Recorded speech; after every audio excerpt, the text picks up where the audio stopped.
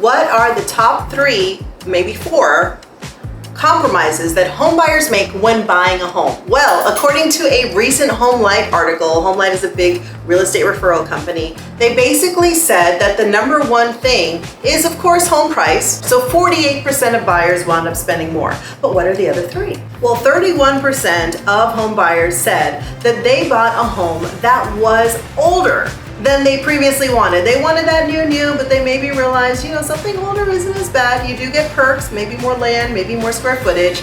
23% of buyers said that they got something a little smaller than they wanted. And that always goes into location. You may have to go into a smaller home. The further out you go, the more you can get in terms of price per square footage, bigger house. And the last 21% basically said they got a home that needed a lot more repairs. So if it's a great house and it has what I call dream bones and you're up for some renovation, you may be willing to compromise.